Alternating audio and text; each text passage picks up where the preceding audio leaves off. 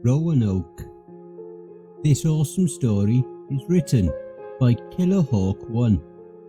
Grab your coffee, sit back and enjoy the show.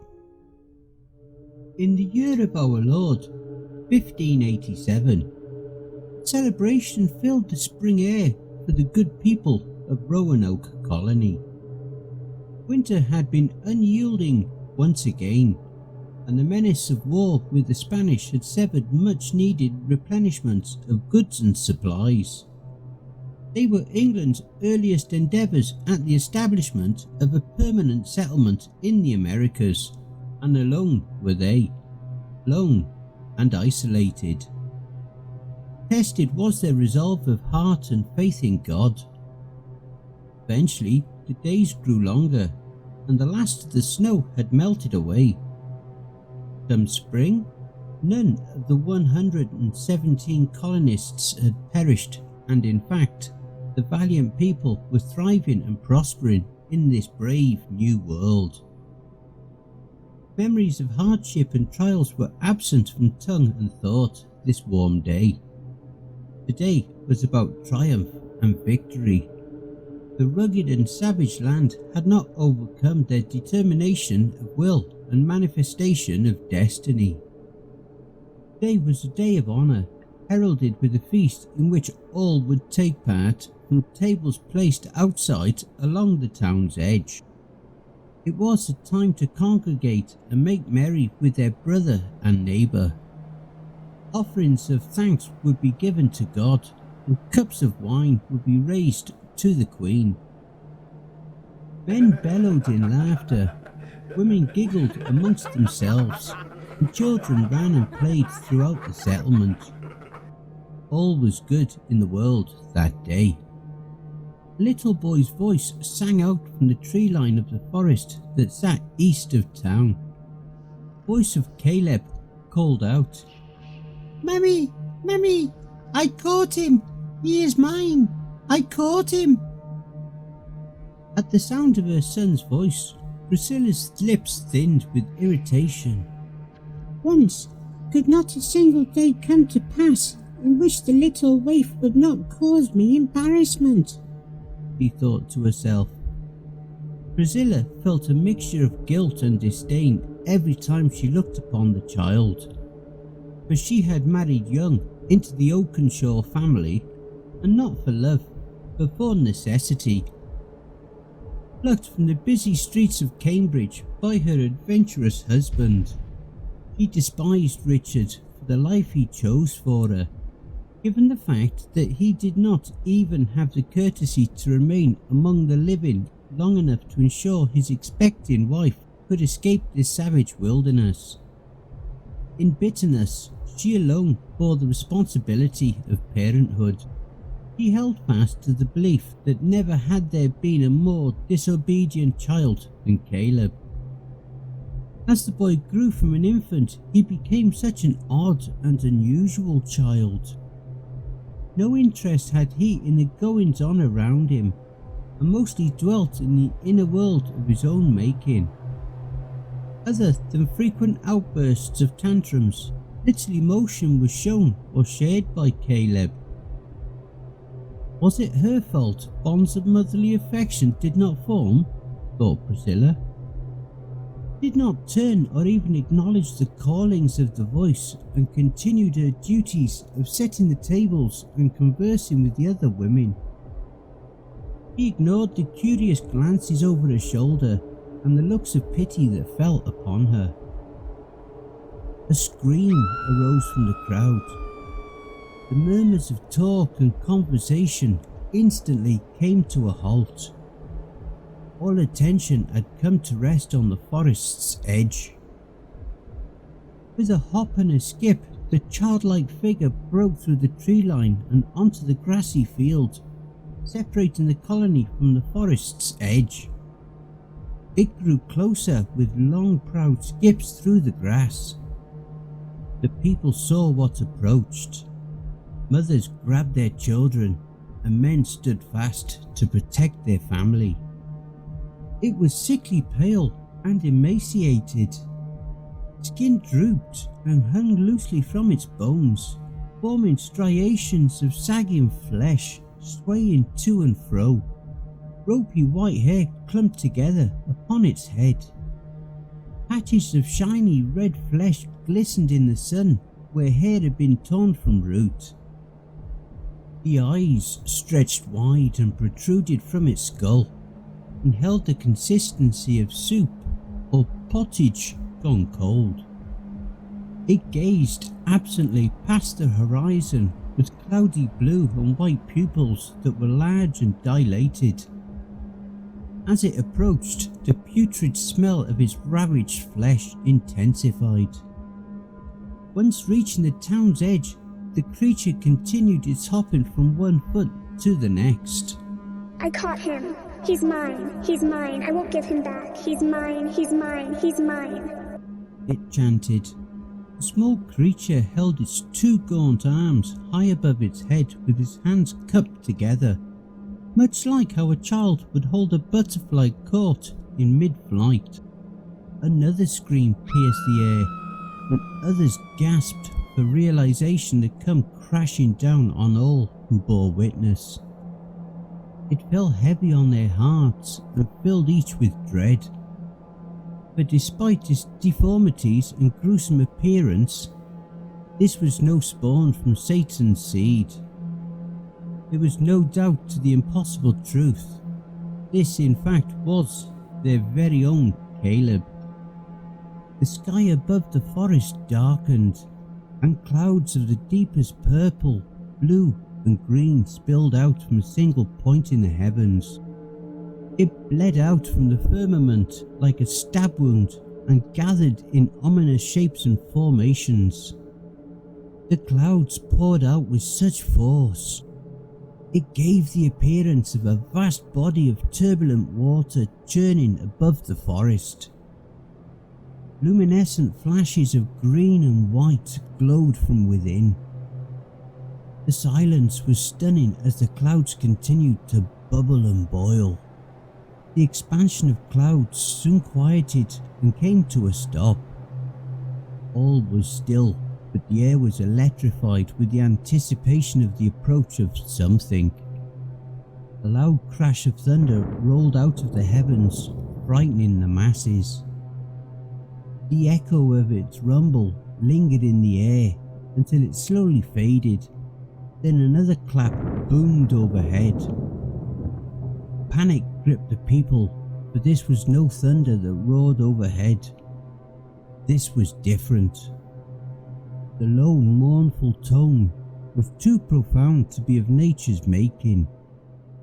No, it held the likeness of darkness and semblance of dread at the arrival of war sounded from great trumpets. Trumpets like those spoken about in scripture that would herald the end of days. Magnificent, splendid objects lit the air and burst through the clouds. So bright were they that no true form could be discerned of its body. Only rings within rings of light did they have in appearance, but the large span of wings that outstretched from its back was unmistakable. A legion of creatures of light hovered in the sky and began to descend on the small settlement. Pillars of fire ignited from the beings. 1, then 2, then 3, 5, 10, 50, and so on. As they approached, the purpose and nature of the fire became understood. The fire sat upon a hilt and was the blade of a sword of flames. Caleb stood before the crowd of people as they cowered and looked at him with disgust. He held his hands firmly clamped around something that did not want to be trapped. A thick red and black fluid poured and seeped out from between his hand and fingers. It fell to the ground in ropey strands and began to smoke upon contact with the grass. The fluid formed tendrils and burrowed into the hands and arms of Caleb, yet he took no notice. The tendrils moved sharply as it penetrated the boy's hands and forearms. It travelled and spread underneath the hand and arms of the boy's skin like a branch of veins. Within the boy's cupped hands, an inhuman scream shrieked loudly. Moans and wails continued as it violently jerked the boy's hands to and fro, up and down, side to side. But Caleb's grip held fast and unbroken. Brilliant beams of light exploded from the child's hands as the thick substance began to foam and pour out from between his fingers in greater amounts.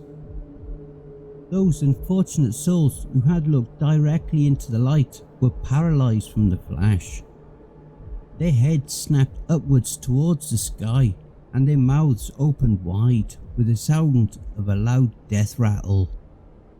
Wider and wider their mouths opened without stop, until a sickening snap was heard from their jaws dislocating.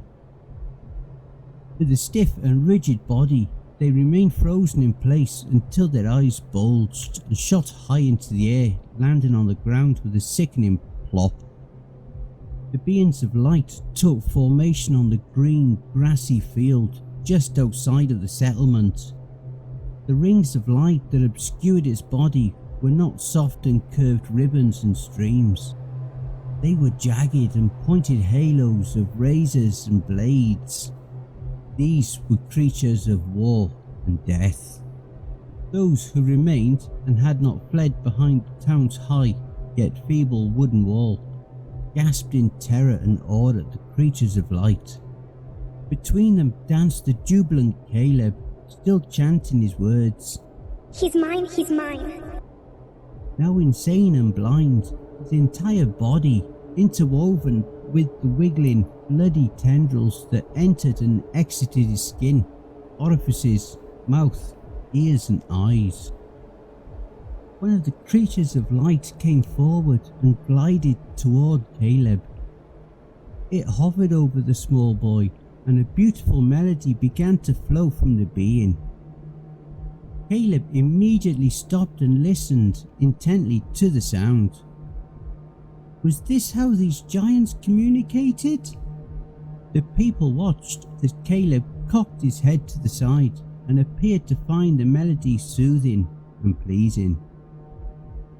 The unfortunate spectators fell to their knees in despair from disbelief as three words emerged from the harmony of the song, coming from the lips hidden beneath the illumination of holy light. Yahweh, release him. Caleb slowly held his cupped hands out in front of him to offer up what he held. Blood flowed in streams over his face. His hands were bloody pulps of mass, no longer useful digits of touch and grasp.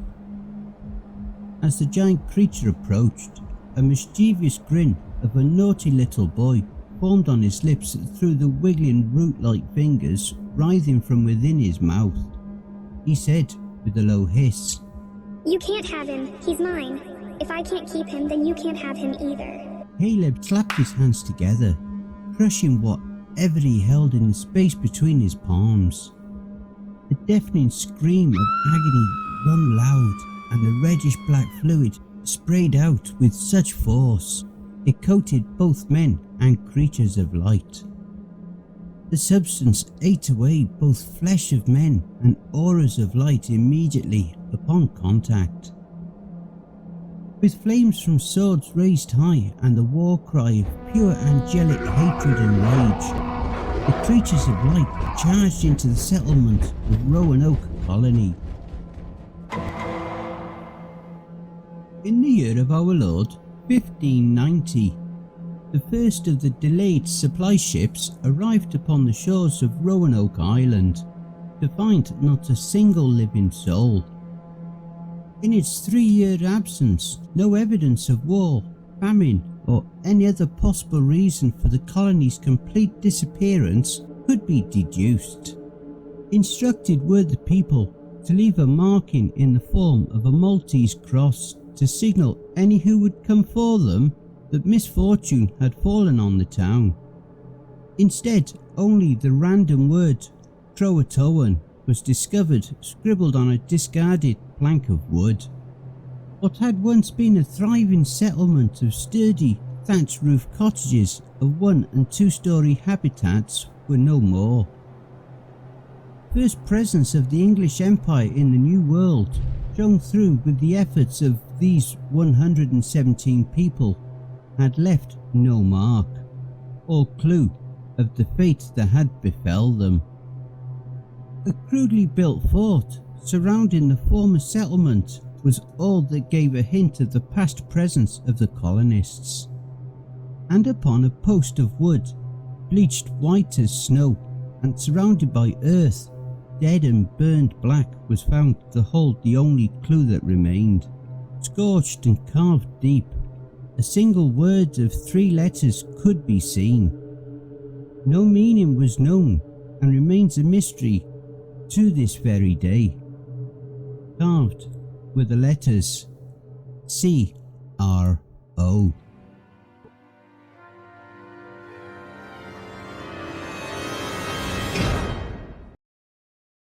And I hope you enjoy the blooper reel.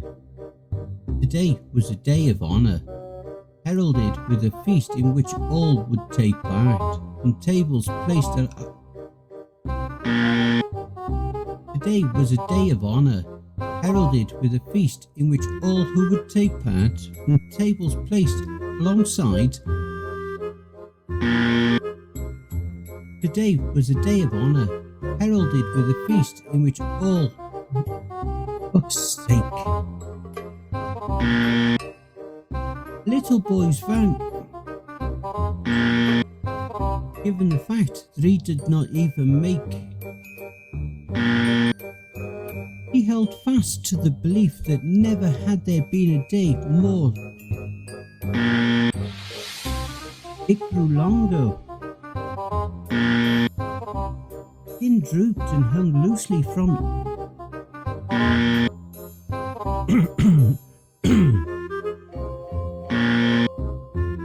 Ropey white hair clumped together upon its head. The eyes stretched wide and protrude. The small creature held its 2 gaunt arms high above its head with hands cupped together, much like how a child would hold a butterfly caught in mid-air. It fell to the ground in ropey strands and began to smoke upon contact with the glass. Those unfortunate souls who had looked up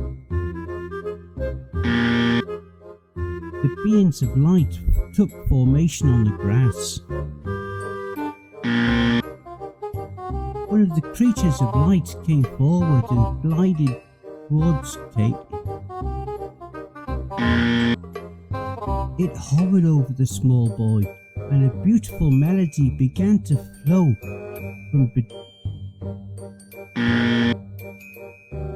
As the giant creature approached, a mischievous grin of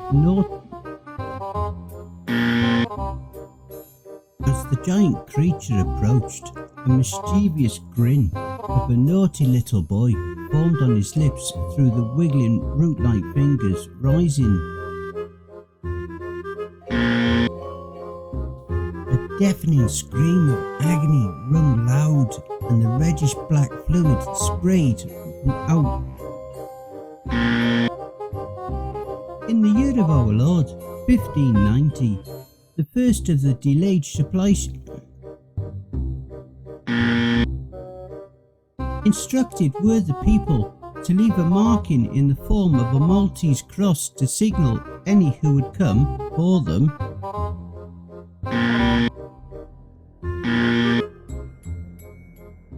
Hey family, please be so kind as to throat punch the like button and smack the arse of the subscription button as well. And remember to chokehold that notification bell and then select all. That way you'll receive all notifications each time I upload a new video. and by subscribing you'll be the first to see all of our new spooky creepypasta stories. A very big thank you to KillerHawk1 for allowing me to narrate this awesome story, and make sure to check out their Creepypasta fandom page for more brilliant stories, and also check out his very own YouTube channel. And why not hashtag Cryptids Roost in your comments. If you would like to support us and throw me $1 or $3, I'd be very much appreciative. I do have PayPal, paypal.me/cryptidsroost. Alternatively, I have an account at buymeacoffee.com. You don't even need to register on either site to donate. I have a subreddit if you have a story you've written that you would like me to narrate for you. You can also follow us. All my socials are contained within the Linktree link below. And don't forget to check out the end screen, the above. That will also list some more videos in my back catalogue. All the links are below. Take care everyone, and I hope you all have a wonderful and peaceful night. And don't forget, where fear is, happiness is.